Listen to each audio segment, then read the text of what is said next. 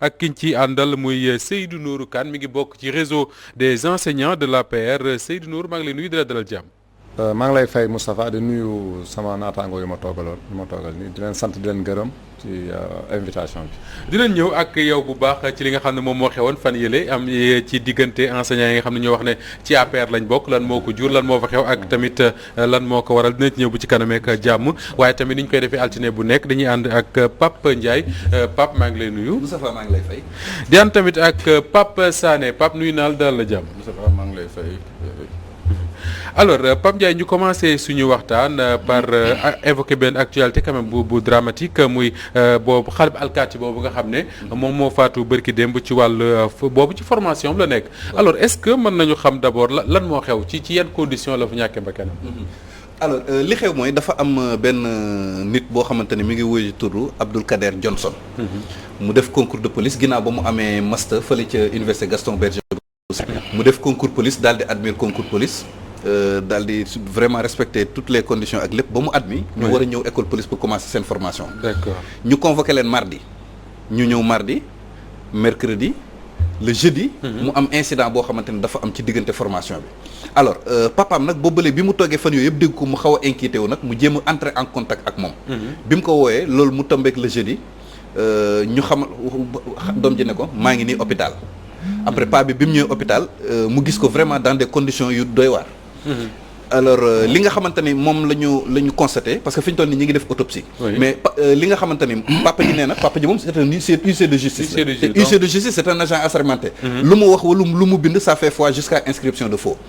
nee na bi mu jotee ci dossier médical bi gis na fa lu daw yaramam. dossier médical xale bi du xale bi. dañoo gis ne loos bi dafa damm.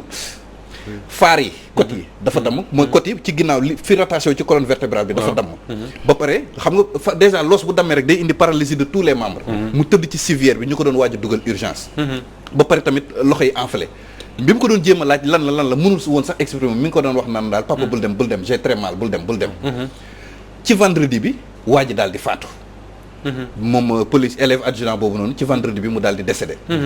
te avec tout ce qui s'est passé nag du waa école de police ñoom ñoo informé papam moo def ses propres démarches ba am ci mbiri ay information waaw papam si boppam bi loolu amee nag mbir mi dafa tey xel parce que déjà ci anam yi nga xamante ne noonu la ñàkkee def bakkanam parce que papam nee na moom doomam ceinture noire le premier dan def na 10 ans de taekwondo donc du entraînement roulade yi ñuy def ci jàngale école moo ko mën a rey donc li ko rey ba indi loos bu dem parce que nee na jeté na coup ci dossier médical bi moo tax sax moom dafa porter plainte porter na plainte pour que ñu leeral mbir mi tey jii ci altine bi lañ doon def autopsie bi donc du ñàkk mardi wala mercredi résultat autopsie yi dina feeñ. alors en attendant les résultats de l'autopsie Pape Sané les conditions yi dramatiques yooyu xale bi gaañu est-ce que lu fréquent la wala boog c'est des cas assez isolés ci formation alkaati yi wala gendarmerie yi.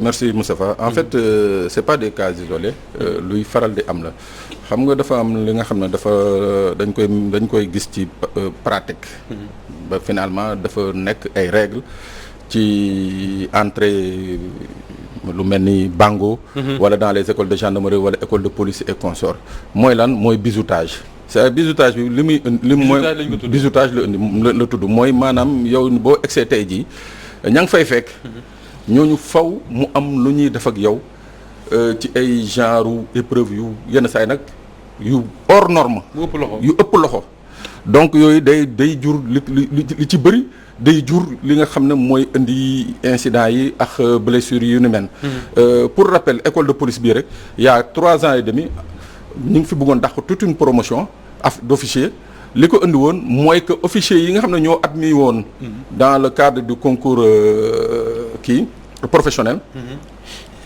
ñii nga xam ne ñoo admis concours direct nga xam ne ñoom duñu ay alkaati duñu dara professionnel mooy ñi nga xam ne nekkoon nañu ay policiers ba pare avancé dem donc dañ fi indi woon ay bizutage yi nga xam ba mu am ñu bëri ñu ci gaañu finalement l'autorité a décidé de sanctionner mais mujj bi comme Sénégal la rek la mission ñu mujjee bàyyi affaire bi donc yooyu day am séance de bizutage yooyu day am li ci bëri ci yenn écoles yi duñ ko tuddee sax bizutage crapahutage dañ koy tuddee crapahutage mooy maanaam daal daañ la def ba def la ni ñuy def mala quoi c'est-à-dire loolu lu luñ ci jublu ñoom loolu noonu bon quelque part xol bi benn prise en main la mooy déjà boo ñëwee rek jógee ci monde civil bi boo ñëwee rek ñi wan la ni que yow tekkiwoo dara. sa baay tekkiwu fi dara. sa yaay tekkiwu fi dara. ñun ñooy chef ñun ñoo fiy chef. te li ci gën a yéeme nag ci affaire boobu surtout dans le cas de ce Johnson là. soo ko xoolee pour bañ ne pas entrer dans des cas dans des accusations. il est issu du concours direct mooy maanaam moom master la yore ak ay diplôme am def concours nga xam ne moom bu formation bi bu ko yàlla mayoon àggale ko ci kilifay police bi lay bokk léegi kooku noonu tey ji ñii nga xam ne ñoo koy defal président mais boo ko xoolee mooy ñi nga xam ne ils sont issus du concours direct du concours professionnel mooy maanaam ñoom yàgg nañu police def nañ fa 4 ans wala 8 ans wala 12 ans ba di par échelon par concours ñuy gravir ay échelon tey ji genre yooyu nag mooy genre conflit la daal benn conflit la bi nga xam ne mun nañ ko wooy sax complexe entre le diplômé ak ki nga xam ne moom il a gravi les échelons peut-être à cause de sa profession à cause de son professionnalisme la gravir échelon bokkul ak Moustapha Diop bi nga xam ne dafa dem am massam am bac plus 10 et consort donc loolu d'habitude nga koy xool xam ne boo lëgee mooy ne si kilifa voilà day nekk suba voilà day frustration d'accord alors Pape yooyu su dee am di Pape Sané wax na ko am na fi masoon na fi am c'est que souvent les gens disent que su fekkee day am di amaat rek c'est parce que sanctions yi ci war amu ci est-ce que dans ces genres de cas là day souvent day am ay poursuites judiciaires wala yu demee noonu waaw le plus souvent dañuy annoncer ay poursuites mais en réalité du am parce que y a de cela 2 semaines ci même école de police boobu noonu ci la ñu fekk benn élève inspecteur Pape Mbar Faye ah oui à la veille sortie promo moom ci guddi gi lañ ko fekk ci lalam mu décédé ah oui nii lañ ci toll ba léegi xamuñu mbir moomu nu mujjee ba pare loolu dafa commencé bëri ci at parce que bu ngeen fàttali ko am na benn sapeur pompier bu ñu ko defoon Chérif Ndaw dañ ko duma yu métti ci la faatoo le soldat Mamadou Mboub Ngom ba léegi boobu tamit Saint-Louis la décédé ci formation ak yu ni mel ba léegi mujjul fenn donc loolu dafa commencé bëri alors ci seetlu nag mën nañu gis ñaari mbir benn bi si jiitu mooy dañu seetlu ne yu mel ni est-ce que nekkul ne place am dafa am ñeneen ñu ko doon kàttal moo tax ñu def tout pour éliminer ko am na ñu samp laaj boobu na parce que boo xoolee ki ñu rey nii il est décédé à l'âge de 28 ans il a toujours été brillant xam nga maa ngi lay wax ni la amoon na master ba pare te inscrire na ci beneen master en gouvernance sécuritaire ci benn institut bu mag bu siiw bu ñoo gaa yi xam fii nii ñoo fa nekkandoo j'ai même appris que mi ngi doon def science politique voilà ñun ñoo fa nekkandoo gis nga master science politique la amee fële nga xam ne moom mooy UGB donc vraiment le fait que muy commencé bëri dafa jaaxal nit ñi ba pare xanaa simple entraînement lu indi loos bu damm indi ay faar yu damm surtout pour un pratiquant koo xam ne day def 10 ans de taekwondo voilà donc yooyu du koy jaaxal quoi accident nag mën na am mais bon loolu moo ci am loolu moom vraiment ba pare tamit benn mbir dafa am loo xam ne moom vraiment c'est un fait la police sénégalaise a un sérieux problème avec les noms qui sont étrangers non loolu moom c'est un fait il y a des faits qui le prouvent effectivement parce que boo saa yu meurtre amee bu policier tiré ci benn civil ba rey ko à chaque fois ki ñuy porter chapeau bi dinañ def tout ba mu nekk koo xamante ne d'origine étrangère la Bassirou Faye bi ñu ko reyee kan lañ njëkk a jàpp Tombong Wally ñun ñëpp xam nañ tur boobu ça ne sonne pas sénégalais il est d'origine béninoise affaire bi loolu amee juge bi bañ ko indee sax dafa ne non du kii daf ko setal ñu jàppat beneen policier koo xamante ne il est d'origine marocaine mooy si Bogaleb donc bii nii ci ki mu sonné Johnson xam nga ñun ñëpp ça sonne un peu étranger donc loolu lu tey xel la léegi nag li ci am ba am mooy lu mel nii fu mu am mënul ñàkk ñu tijji ab l'enquête oui te man li may ñaan ci enquête bi mooy pour yëkkati suspicion yeeg yooyu ngay wax ak yëpp il faut que enquête am enquête moo ko mën a dindi non gars yi rey ñu n'importe qui doomu huissier de justice la ñu rey donc mbir mi moom dina leer nañ léegi nag man li nga xam ne moom la moo war a am ci enquête bi mooy gendarmerie la ñu war a jox enquête bi parce que Sénégal dañu tàmm dañuy yor benn dossier boo xamante ni ki ñu ciy tuumal policier la ñuy jël enquête bi jox ko police de la même manière bu fekkente ni ki ñu topp gendarme la enquête bi mënuñ ko jox gendarmerie il faut que ñu jox ko beneen corps bu mu bokkul pour enquête bi am tëddee njaxaanaay pour le moment ku yor enquête bi fu ñu toll nii résultat autopsie bi la ñuy xaar waaw ab plainte bi am na léegi résultat autopsie la ñuy xaar pour xam ndax police lañ koy jox wala gendarmerie te à chaque fois ñuy topp policier ñu jox enquête bi police enquête bi toujours day am problème dans l'affaire Bassirou Faye police lañ joxoon enquête bi mais on a vu ce qui s'est passé procureur bi mu defee conférence de presse ki mu wax ni oui nous tenons le bon suspect muy Tombong Wally bi ñu demee juge bi da ko seetal ni du moom daal di jàppaat keneen donc il pour mu am neutralité pour mu am objectivité mu am impartialité ci enquête yi corps ba ñuy topp warul def enquête bi dañ ko war a jox beneen corps ndax mu d'accord alors Pape Sané est-ce que quelque part également cette sensibilité là c'est-à-dire qu'on parle de la police quand même qui gère notre sécurité ou de la gendarmerie de l'armée est-ce que corps yooyu ak sensibilité bi muy àndal du tax souvent les nit ñi dañuy réticent wala boog l'autorité day réticente à dem jusqu'au bout waaw pour Moustapha dëggal li nga wax rek nguur gi day am tuuti réticence parce que tamit c'est des corps yi nga xam ne nguur gi da ciy compter ci lu bëri. boo jëlee exemple situation yi ñu fi jógee ci mois de mars bi rek mooy les émeutes qu'il y a eu nguur gi day compter yu bëri sur ces institutions là. Mais en fait le problème Moustapha je crois qu'il faut le voir autrement c'est-à-dire mooy que pratique boobu c'est une pratique bi nga xam ne dañ ko hérité du colon. Oui.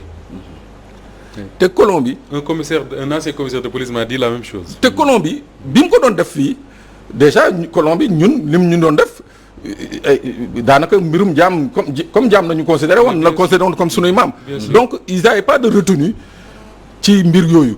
donc loolu nag la nit ñi màggaale jëlaale ko. mu jël ko nag mu nekk une pratique bi nga xam ne. des fois day indi des dérives extrêmement graves. mais lenn moo am boo ci am solo. boo demee au niveau de la police ou bien nga dem au niveau de la gendarmerie wala au niveau des armées. Des enquêtes ont été tout le temps ouvertes. Pape, il a tout à fait raison. Soo demee par exemple au niveau de l'inspection des services de sécurité. Oui.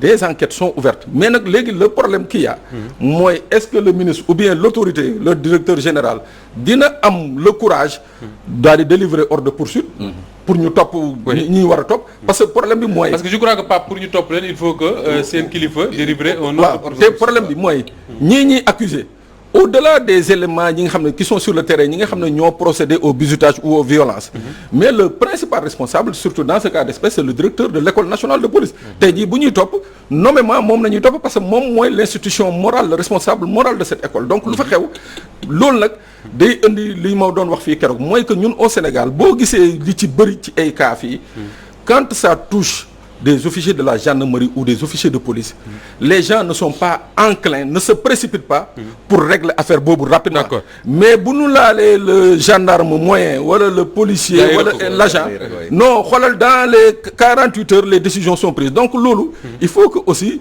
état bi surtout les autorités mën a faire la part des choses les responsabilités qu'on les situe en temps opportun. D'accord. Bala ñu évoquer beneen dossier Seydou Nourou Kane de l'APR est-ce que parfois l'autorité politique amul problème pour jël ay sanctions sur des genres si genre questions yu mel nii nga xam ne comme dit Pape ay officiers de la police lay impliqué. merci Moustapha ci question bi mais man je pense que waruñu mën a am ay problèmes. waruñu mën a au vu des prérogatives yoo xam ne mooy régir seen le fonctionnement des institutions normales mais aussi y a de ces décisions yoo xam ne tey boo ko jëlee. dafay impacter vraiment d'une manière vraiment peut-être négative ou bien même d'une manière qui va peut-être entacher le bon fonctionnement de l'institution tamit donc dañ ciy teey parce que comme on dit comme que actuellement nii je pense que pour le cas de figure l'autopsie est en cours bon c'est y a qu'une plainte qui est déposée ñu ngi def autopsie donc je pense que pour l'instant on ne peut pas parler de lenteur ou bien de ça la réactivité automatiquement mënul am mais toujours est-il que man léegi bi may déglu man parfois je pense même que les considérations du genre bon ay étrangers ak yooyu je pense que d'origine des Sénégalais d'origine bon pour man je pense que cas boobu boo ko jëlee wala ñaari cas yooyu je pense que c'était le même dossier mooy Bassirou Faye boobu je pense. Tambangwali après Sidi Mohamed Bougaleb donc je pense que bu ñu jëlee cas boobu rek mënuñu ko jël di ko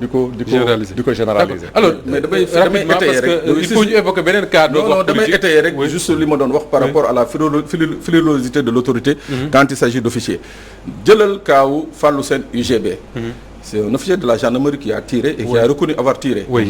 ba tey jii seede yàlla amul il n'a pas fait l'objet de mesures de prévention ou de détention. moom gendarme boobu contrôle judiciaire jëlal les gendarmes ñi accusé woon au niveau de Sangalkam Malick Ba pour avoir tiré sur Malick Ba non lii total dañ leen dugal d'abord kaso waaw non dañ leen dugal kaso ñam kaso nga jël kaaw les gendarmes de la brigade de Hann yi ñu fi accusé woon d'extorsion de fonds vite fait dañ leen jël ne kër tëb dugal ci kaso bi def nañ fa ay 6-7 mois balaa ñu leen di génne donc yooyu boo gisee ma ne l'État est frileux quand il s'agit d'officiers c'est que c'est réel moom laa ne dama ne tey jii c'est des faits c'est-à-dire tey jii bu doon lii nii ça avait impliqué directement des agents ou bien des sous-officiers de la police on n'aurait pas hésité waxtu bii may wax ak yow nii ñiy hésité ay certificat de genre de mort wala autopsie non police ubbi na woon enquête bu yàgg ba ñu mettre ces gens-là à la disposition de la justice. Alors Pape ñu évoqué beneen drame qui se produit pratiquement ci même moment yi. mooy li xew hôpital Magatte Lô. nekk foofulee ca Linguère. déjà c'est des zones yoo xam ne infrastructure hospitalière la yàlla xam doy na. lakk am fa ñeenti bakkan ñoo ci faatu. le ministre dem na fa ils ont promis une enquête je crois que tey gendarmerie sax am na ñu mu jot a déglu. mais finalement on se dit bu fekkee ne. accident la il faudra l'expliquer bu fekkee ne court-circuit la il faudra l'expliquer am na sax ñu ne la thèse du court-circuit est écartée mais quoi qu'il en soit il faudra que la lumière soit faite. waaw il faut que la lumière soit faite d'abord si négligence bi nga xamante ne am na fa. parce que j'imagine que foo xamante ne ay nourrissons ñoo fa nekk ñooñu au moins waroon na am ñoo xam ne ñu fa nekk di leen surveiller.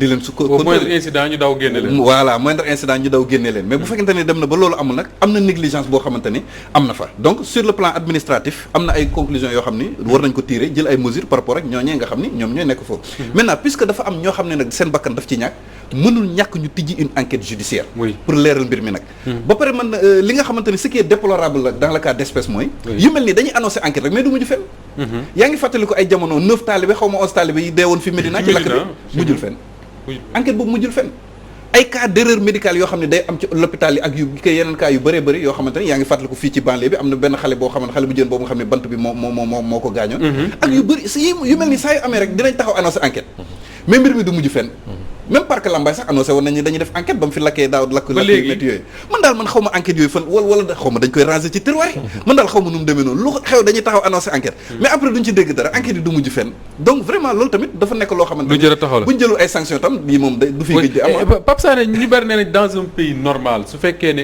un incident de ce genre am na dans un hôpital même bu fekkee ne la responsabilité directe du ministre de la santé n'est pas engagée am na ñoo xam ne nee nañ dans d'autres pays le ministre aurait tout de suite démissionné mais logique pour logique xam nga et puis c'est pas une première que ay sinistre di am dans des lieux yi nga xam ne destinés à la néonatalité il y a 4 mois à Ziguinchor ay quadruplé yu fa juddu ñàkk couveuse na xale yi dee donc bi mu nekk un endroit bi nga xam ne destiné à la néonatalité ñu mën a considérer c'est-à-dire am légèreté ba wax court-circuit mën nañ ko admettre mais c'est-à-dire ñi am légèreté mu am court-circuit ba incendie bi sinistre bi développé wu ba ay nit ay bébé ñàkk ci seen bakkan te mënuñu leen secourir donc ça veut dire je crois que quelque part surveillance bi nga xam ne moo waroon ci lieu bi amul woon mooy que le personnel qui devait être sur place à tout moment à toute minute n'était pas sur place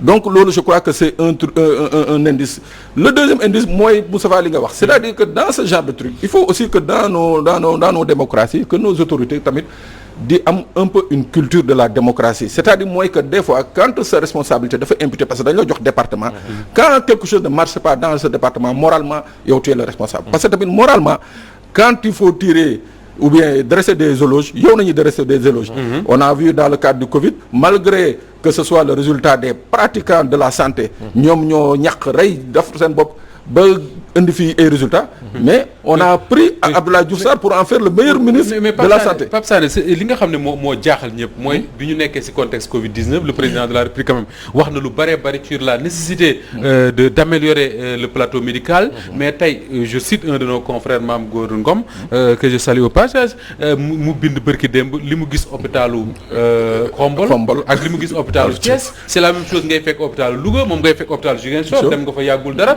mais finalement on se dit que ñun Covid ou pas fa ñu nekkoon lañ nekk c'est-à-dire que des hôpitaux yoo xam ne boo fa demee c'est des mouroirs. Bon président nag nee na il a beaucoup investi je crois que mon ami nous dira effectivement mais en tout cas jusqu'à preuve du contraire mooy je crois qu'on n'a pas beaucoup avancé dans le relèvement du plateau sanitaire au Sénégal et pour cela waxuma sax nga génn mais Moussa Ba même fii biir Dakar rek am na fii ay structures yi nga xam ne boo fa demee ñu ne la seen scanner ça fait 3 mois bi mu paane. mais bien sûr j'ai dit Mame Gor il dit quelque part que ni Khombole je pense dañ ne ko scanner mi ngi marche mais amul papier pour tirer voilà. mais c'est extraordinaire. alors ana Abdoulaye Diouf Sarr pendant tout ce temps-là. Abdoulaye Diouf il Sarr sert à quoi le ministre de la santé. Ah mais on l'a vu durant toute cette période-là dont vous parliez de la Covid. Oui mais Covid avant Covid nit ñaa ngi dee après Covid nit ñaa ngi dee. Je pense qu'aujourd'hui il y a eu quand même benn genre pause bi nga xam ne tey sur le plan mondial dañ ko daf ko am sur le plan même des prévisions. xam nga tey jii boo defee programme tey le programme qui avait été mis peut-être d'une manière prévisionnelle. Oui. Pour ay hôpitaux relever les plateaux médicaux je pense que toutes ces choses-là ont été reléguées au second plan. ndax Covid bi pour Covid bi ñu xeex ko ñu génne ko fi. Et je pense que ça a été une bonne politique dans la mesure où Sénégal gis nañu ni que la pandémie bon disons au niveau du Sénégal a été quand même contenue d'une certaine manière. Oui, mais est-ce que ce qu'on ait félicité le ministre comme ñu présenté comme un bon ministre mais est-ce que ministre boobu amee loolu ay explication jigéen ñooñu nga xam ne quand même seen ñeenti doom moo faatu jigéen ñoo xam ne seen i doom faatoowuñ ci mbedd mi faatoowuñ seen i kër ci l'hôpitalu état wu Sénégal la ñu faatoo ñoom ñuy fay ay impôts di fay xaw ma lan bañ demee ci hôpital leer na man dañoo fay avant ñu leen fay dugal est-ce que ministre bi amee lu leen explication. waaw bien sûr parce que moom mooy personne morale bi comme ni ko Pape Sané waxee. Exact. Personne morale dafa am lu mu wund. mais comme je l'ai dit rek tout le temps il y a des éclaircissements à faire je pense que hôpital Linguère boobu. bon je suis pas sûr que mun leeruma ndax hôpital état la wala privé la. hôpital Magatte Lô. voilà à Magatte Lô donc voilà hôpital Magatte Lô donc. de Linguère. public la et bon d'après les informations que j'ai eues il y a pas longtemps même des équipements nouveaux.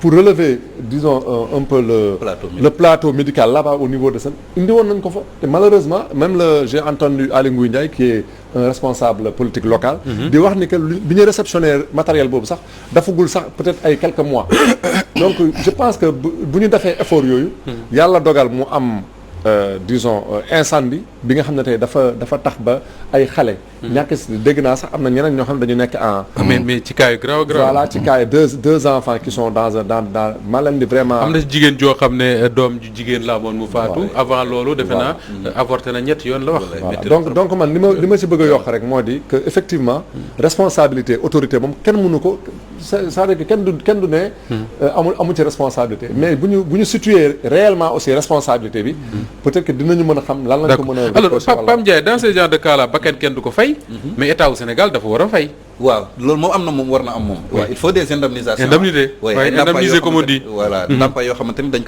koy jox ñële loolu moom mën na am te ndàmpaay boobu nag ça n'a rien à voir nag ak poursuite pénale yi nga xamante ni moom mu mën a am ci négligence boobu noonu quoi xam naa ay njóobee na fa nekkoon nekk ci xëdd yeeg yeeg ndog yeeg yooyu rek non man je ne pense pas je ne pense pas doy na waar en tout cas li ci am solo rek mooy dans ce genre d'affaire là parce que il faut pas oublier que le personnel médical sanitaire au Sénégal sincèrement quoi qu'on dise vraiment c'est des gens quand même très professionnels yoo xam ne tey gis nañu seen taxawaay. Seydou. seen taxawaay ci foofu parce que je pense pas que Seydou Nour Kane faut pas qu'on se voile la face. c'est-à-dire que li nga wax dëgg la d'accord naa ak yow. personnel médical am na des gens très responsables. yoo xam ne ils sont très professionnels. mais boo demee ci l'hôpital yi guddi. di nga fekk loo xam ne boo defoon daal di nga joxe. erreur médicale te ay personnel médical ñoo koy def. donc yooyu il faut que ministre bi bàyyi ci xel moom it Abdoulaye Diouf Sarr. erreur médicale itam bëri na. sonal na ci Sénégalais de. bien sûr yooyu il faut ñu koy wax. alors ce qui nous permet ñu waxtaane politique très rapidement. Seydou Nour Kane damay fàttali d'abord que ni yow yaa fi dagg saagay ndey yu rëy. jëmale ko ci Ahmed Suzanne Camara. loolu xewoon qu'est-ce qui s'est passé. waaw d'abord damay. bu ko saaga fii nag garaawal. Assane Diouf bis lañ am ci plateau bi loolu yàlla bu ma ko def te du ma ko def te je sais. Allez-y, qu'est-ce qui s'est passé? Bon en fait damay d'abord avant may commencer di dugg ci sujet boobu. di jéggalu presque pratiquement Sénégalais yëpp. je pense que c'est pas la première fois nga may invité yow sur ce plateau. Pas du tout oui. C'est depuis 2013 je pense 2012-2013. dëgg la il ne se passait pas un mois te invité woo ma ci plateau bi fii. D'accord xëy na gëj naa fi nag trop. mais damay. profiter ci occasion bi pour vraiment présenter toutes mes excuses et mes plates excuses à tous les Sénégalais ñi nga xam ne tey ñoom à travers tout le Sénégal ñu bëri xam nañ ma mais xam nañu ni que man du ma kuy yëkkati ay kàddu yu ñaaw surtout en public samay famille mun nañ ma ko seedeel sama famille professionnelle aussi les enseignants parce que j'ai enseigné ça fait plus de 25 ans que je suis dans le système éducatif donc sama ay promotionnaires au niveau de l'ENEA nga xam ni ngi may déglu bon xam nañu ni que man je suis pas quelqu'un de violent ni physiquement ni verbalement mais aussi faut préciser que du man maa ko saaga moom moo ma saaga et puis c'est un habitué des faits parce que il s'est Amath Suzanne Camara puisque c'est de lui qu'il s'agit.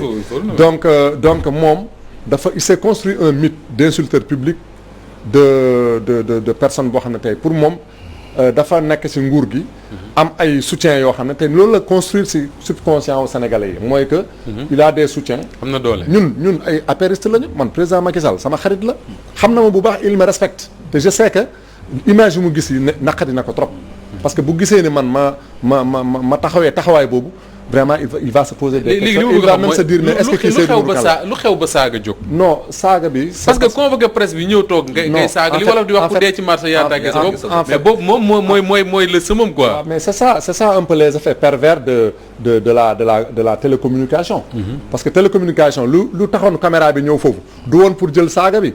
c'était pour prendre une communication boo xam ne ñun daf nañ ko après. et cette communication elle est passée et les gens ont compris ce que vraiment nous voulions. En fait ñun assemblée générale amu fa woon. C'était pas une assemblée générale qui était convoquée. C'était benn genre ruse ou bien même nu ñu koy waxatee Amath comme ak groupe am. C'est un petit groupe qui est là. bi nga xam ne ñoom ñoo jël en otage les enseignants du Sénégal non pas le réseau mais les enseignants du Sénégal. ñu ànd si nag ak ñoo xam ne c'est des collaborateurs directs du président de la République. Ah oui? Oui. Comme qui? Comme Mahmoud Saleh, le directeur de cabinet. Je viens le nommer ici. Le président Macky Sall. À tout point de vue. Vraiment man gis naa ne que vraiment jàmbaar la te bëgg na faire bouger les choses comme ni nga ko waxee. bëgg na mbir mi bar comme il faut. Mais malheureusement quand tu as des gens te loolu defe naa loolu c'est un secret de polichinelle. que tey président Macky Sall ñi mu nekkal ni man je me dis que ce sont ses ennemis. Et c'est des ennemis cachés. C'est des adversaires cachés. Dafa yomb trop. Tous les présidents on dit la même chose de tous les présidents. Oui, les collaborateurs du président. Mais le président est le responsable de tout ce qui se passe dans ce pays. Non, je suis désolé. Ginaar gi dee ci mbedd mi sax responsabilité non, je suis pas non, ça veut dire que cette responsabilité là comme ni ma la ko waxee woon sànq rek. Mënuñu ko dénier dans la mesure où Sénégalais yi yëpp ñoo booloo fal ko ne ko yooyu yaa ñu jiite. D'accord. Mais aussi président de la République du moom mooy dafa am ay bànqaas. Bànqaas yooyu nag ñoom dafa am ay. du serré boulon. mais non du question de serré boulon wala ñàkk serré mais dafa am ay bànqaas. non journaliste baa ko waxoon Ablaye tey jii même si sëriñ si. yàgg nañ fi dégg ñu koy wax ni que yow sa ñi nga nekkal da nga leen war a seetaat sa entourage. da nga leen war a seetaat pourquoi nga ciblé Mahmoud Saleh. non du moom kese. ak kan ma ne la ñu nekk si moom ci wetam yi. Mahmoud Saleh ak kan. non Mahmoud Saleh moom c'est la personne la plus emblématique parce que tey jii man dama jàpp ni que tey lépp lu tax parti bi yàqu moom daf ci am loxom.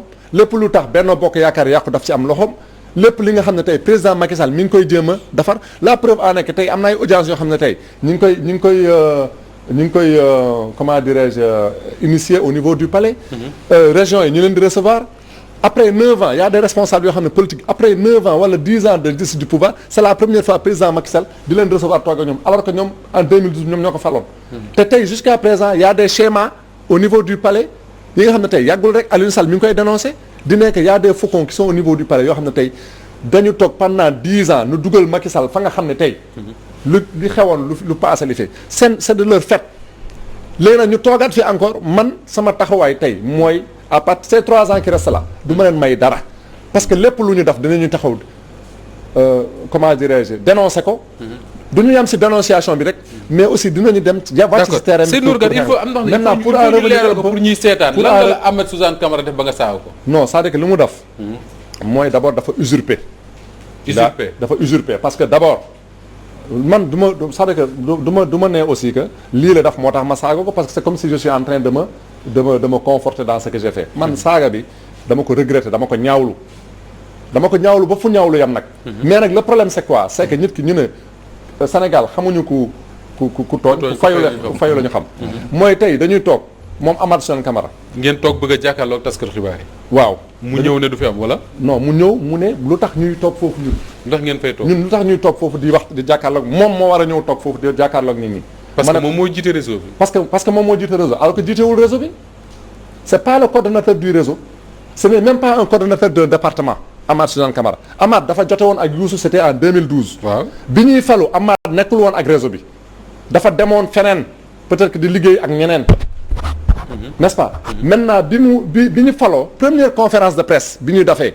bi ñuy def après l'élection du président Macky Sall ñun boobu la ñu gisaat Amath Suzanne Camara et ce jour-là man maa newoon encore une fois ce jour-là il a fallu que l'intervention de Youssou et de Abou Sow qui était le secrétaire administratif pour mu bokk suñu conférence de presse parce que dama newoon du ma toog ak moom. parce que koo xam ne ba ñuy xeex di reyante di dugg ci région yi di def ay formation le coach @apr.sn bi nga xam ne man maa ko coordonné woon. moom fan la nekkoon. bi ñuy def formation léegi Seydou Nourou Kane qui coordonne le réseau. actuellement sur les papiers c'est Youssou Touré qui le coordonne. parce que jusqu'à preuve du contraire. Macky Sall Youssou Touré la tabboon comme coordonnateur mais Youssou Touré moo taxaw mu ne. man réseau bi après tout ce qui s'est passé. parce que le président a donné des postes au réseau le président a donné une subvention au réseau ainsi de suite donc yooyu yëpp leen jox subvention par de 5 millions de francs lañ ko. 5 millions par weer. 5 millions benn yoon lañ leen jox 1 million par mois. benn yoon lañ ko jox wala ñaari yoon mais lu si des teg yëpp 5 millions la. 5 millions donc weer wu ne Macky Sall dina jël juróomi millions. non du Macky Sall c'est le parti.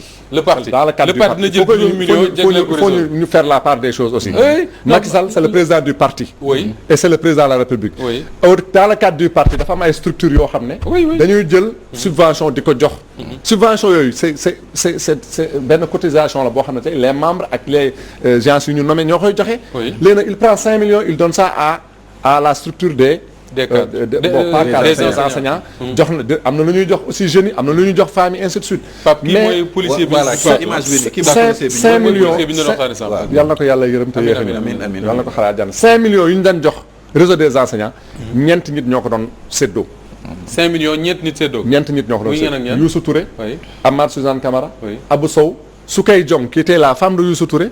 la femme de Youssou Touré également. la femme de Youssou Touré. on est là pour dire la vérité. mais bien sûr. Amath.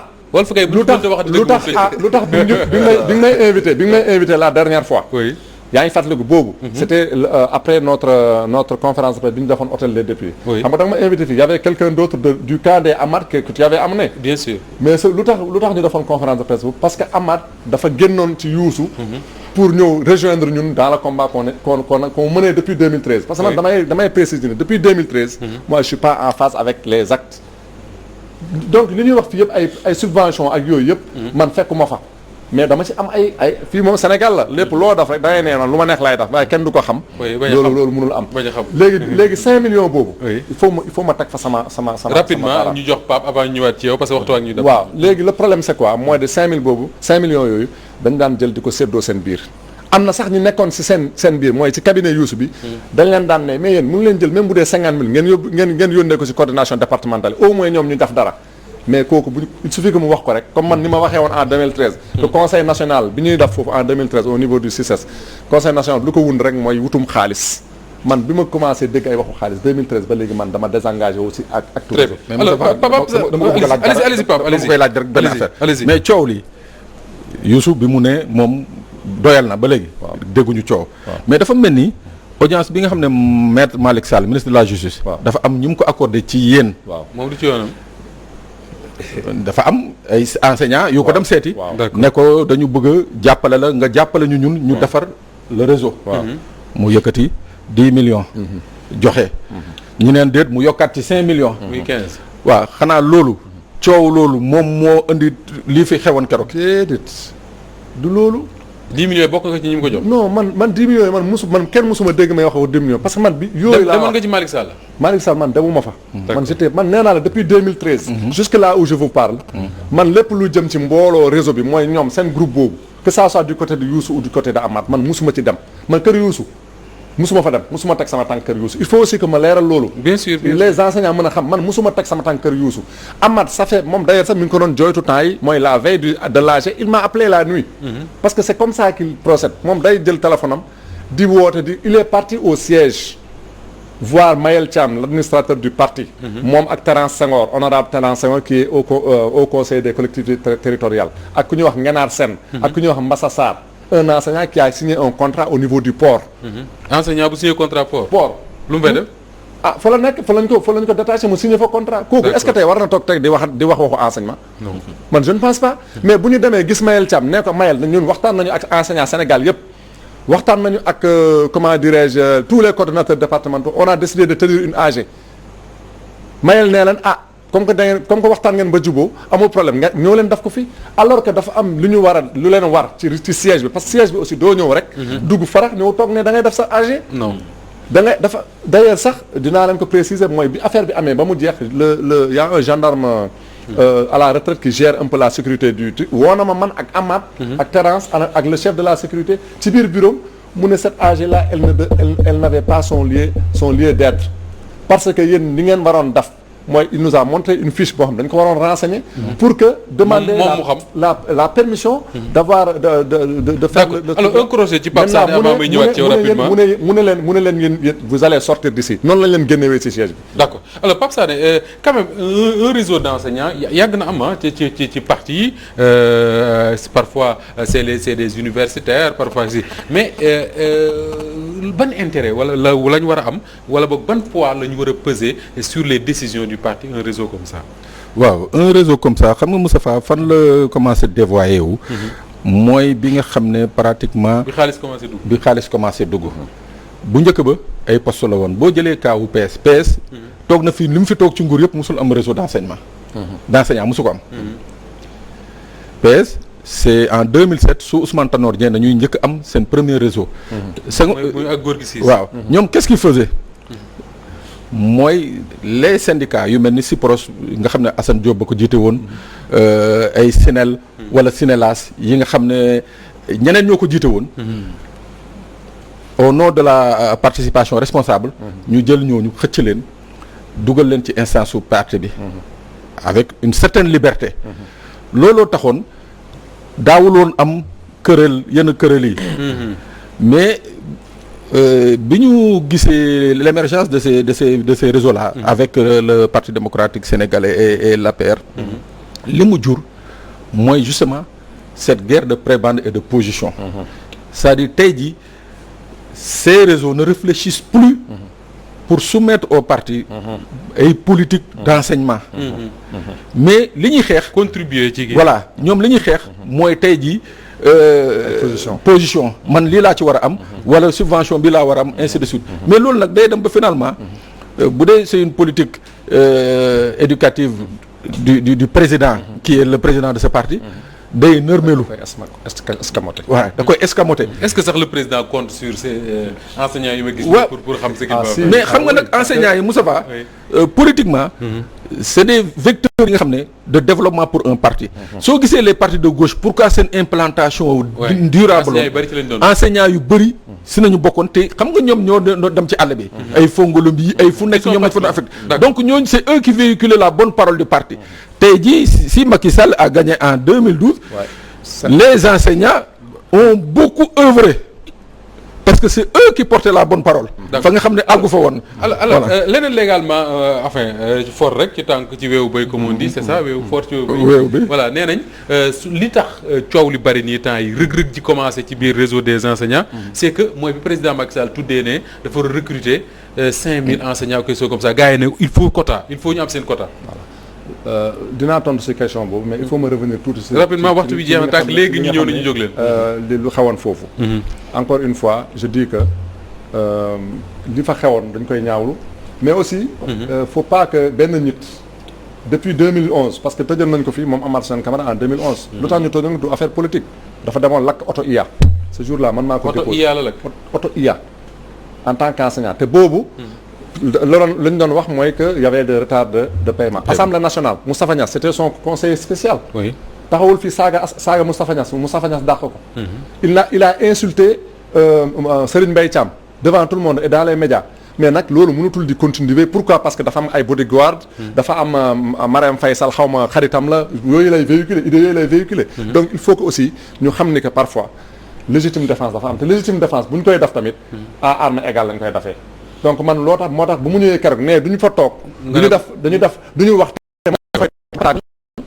recrutement enseignants yi ak quota yi recrutement enseignants yi man fa laa bëgg vraiment wax bu baax samay baat ci kaw yëngu-yëngu yi yëpp boo ko gisee du Amath du le groupe des 9 du keneen c'est que y a des gens qui sont avertis très bien avertis qui sont dans le système du ma ne sax dans le gouvernement ou autre mais ils sont dans le système ils étaient là depuis bi ñuy def volontariat yi on se souvient du quota sécuritaire oui avec le PDS et ce sont des gens yoo xam ne ñoom seeni ay schéma loolu dong la il faut qu'ils captent lu ñëw rek ba ci conseil conseil jeunesse bi ñu def nii conseil sur l'emploi. Conseil présidentiel. Conseil présidentiel c'est le même schéma parce que 2013 je pense on avait defoon nañ fi lu mel nii.